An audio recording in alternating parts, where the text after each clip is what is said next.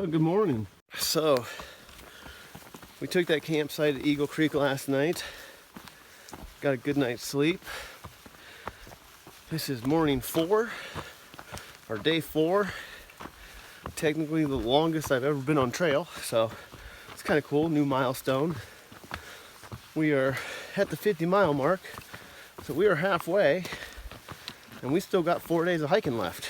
So, I mean, we should be all good and gravy. We should be catching some great views of Hood tonight, or today, which we'll be showing you. And it looks like we're coming out and doing a little bit of an expanse here. Heck yeah. All right. Well, got anything for him? Nope, not this morning. Well, luckily he's feeling much better today. So, gonna put some miles in. Timberline, here we come.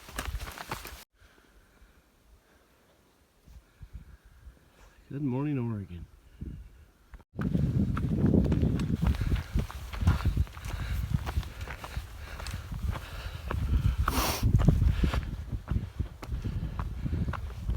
Yeah, I think what you're seeing out there is smoke from all the fires out here. I don't think that's clouds. Pretty sure that's smoke. Oh, cool ass Karen marker. Let's check her out. Oh, a little squirrel on top of it. Oh, I love him. Oh, trail guide. The view up here is just not stopping. Look at that peak. So majestic. Doing a little alpine walking today. I mean, I don't think this is quite considered the alpine zone here out west, but very reminiscent of the alpine zone in New Hampshire for sure. With the cairn markers, the small shrubs. I mean, you don't get that in the alpine zone right there. No trees. So definitely not in the alpine zone. Just very freaking reminiscent.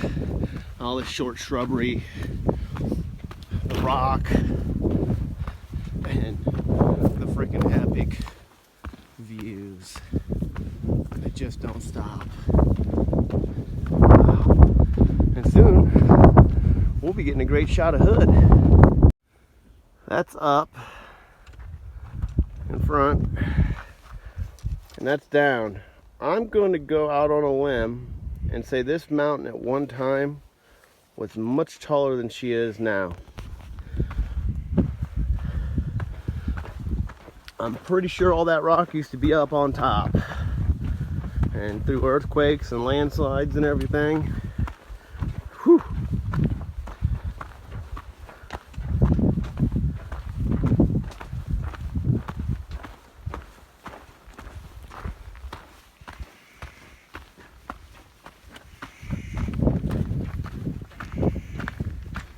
Gotta be one of the originals, man. Oh, badass. Can't see it. There she is in all her glory.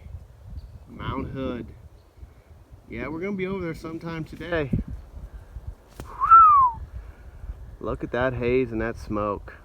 God, I hope that clears up. I'd like to get some good pictures of that. That's what you get when you're hiking.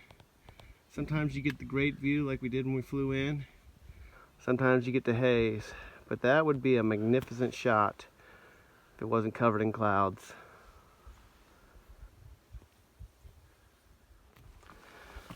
Yeah, I've been going over a whole bunch of blowdowns.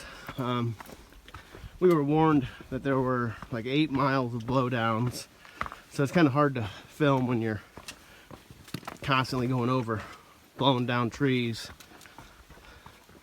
I mean, they haven't cut the big parts of the tree up, but someone came through it with a handsaw at least, get some of the branches off.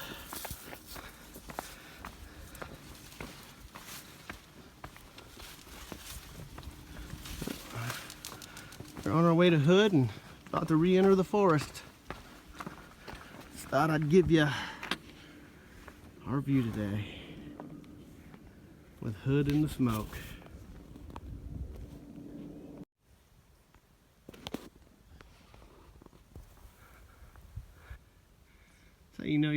almost at the top. Pretty much even with that ridge line below us, or above, or side of us. And we're still walking. I mean, although there's still a lot to go that way.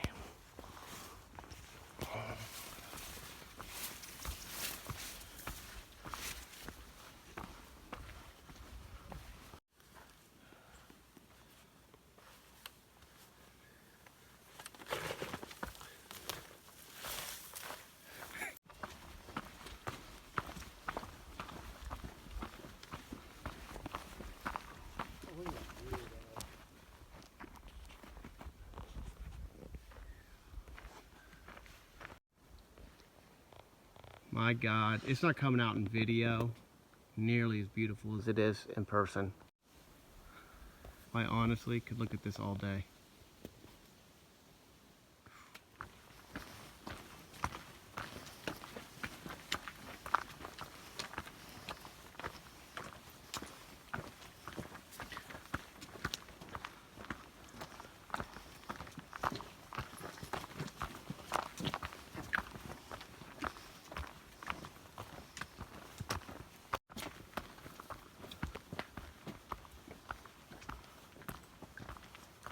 That's snow.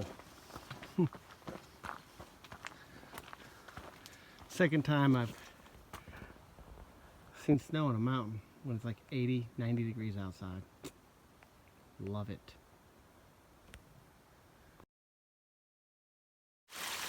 Nothing like fresh mountain water.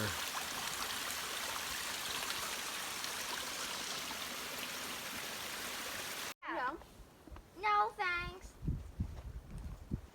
I would.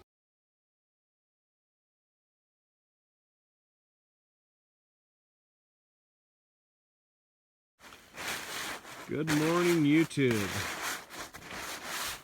Yeah, that's right. We basically slept even to above with the clouds. We can see cloud cover's definitely moving in. We are definitely kind of above the cloud cover. It definitely took a temperature change. Got a little bit cold last night, and it's supposed to be cold the next couple days. So we're definitely gonna have cooler temperatures. It's gonna make sleeping interesting. I brought my 20-degree quilt and my liner. Probably overkill for the first couple days. Candyman brought his 40-degree, and he left his pant legs at home. Yeah, I brought my pant legs. So that's gonna make it interesting. I mean, probably won't be too bad during the day, just morning and night. We'll have to watch I don't get my pant legs wet. That would suck. So last night, we ended up doing just over 19 miles last night, 19.1, probably about 4,500 feet of up and a little over 2,000 down. We wanted to stop at 16. The only campsite there was taken, and the dirtiest word in hiking is called being pushed along. Those last 3 miles were brutal because, you know, you're all amped up to stop and you're just walking. And 90% of it was up. Yeah. It wasn't down. It was up. I mean, well, as you can see, we're above the clouds. So we're gonna get some fluids in us and do what hikers do. Hit the trail. Pace. You know that fills with water. Look at the difference. Perfectly bowl shaped. Good morning, beautiful. Sometimes when you're right, you're just right.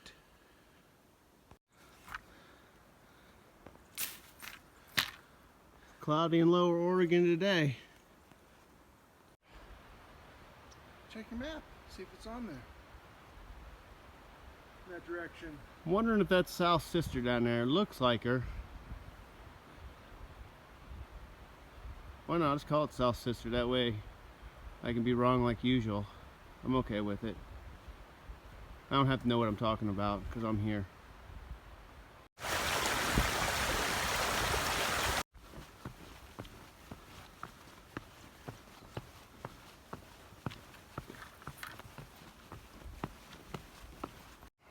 We are still above the clouds. My plane flew in at about this height, I think. I believe way out there in the distance, definitely a volcano. She ain't got no top. Dare we say that's Helens? Yeah, last mountain definitely wasn't Sister, because we were on the north face looking into Washington. That definitely looks like Helens. Helen right there, you can barely make her out, just above the clouds. Looks like Rainier is way back there. A glacier on top of her.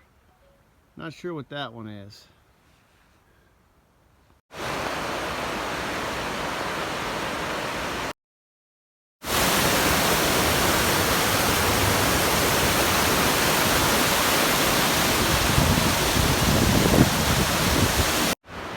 Now that was the sketchiest river crossing I've ever done. That was intense. Whoo, my heart's pumping. Yeah, it's, whoo!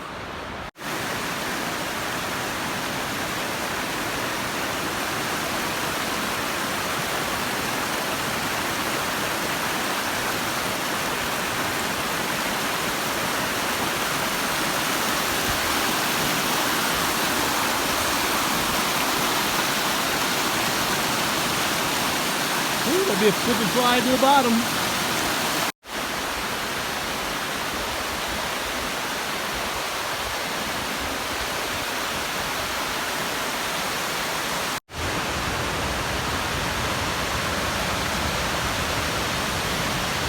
And waist deep, they say.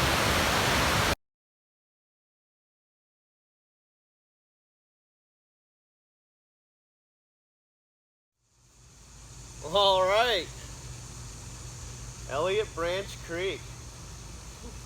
That's what you just saw. We'll just finish up the video real quick before we get into the recap. Elliot Branch Creek was the river you just saw raging. Video doesn't do it no justice. It was a river, it wasn't a stream. It was waist deep. They actually have a wire where you're supposed to cross at. Which was even deeper. And that water was pushing. I mean, it was not easy. Like, it could take you off your feet easily. As a matter of fact, it ripped the trekking pole right out of my hand. I didn't have the straps around my wrist. So, then right after you get out of that, it was a good 850 foot climb at least. I mean, you go straight up, and it's not like most of the PCT where there were long gradual ups. This was a tight switchback, just straight up to the rest area at the top and that trailhead. We ended up doing just under 80 miles.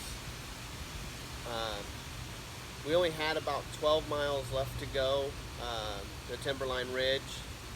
If we were on trail, that's where we'd have taken a zero for sure. We'd have just stopped right there and had a zero. We were able to find a ride down into Hood River. So we just went ahead and took the ride down in Hood River and took our zero down in Hood River.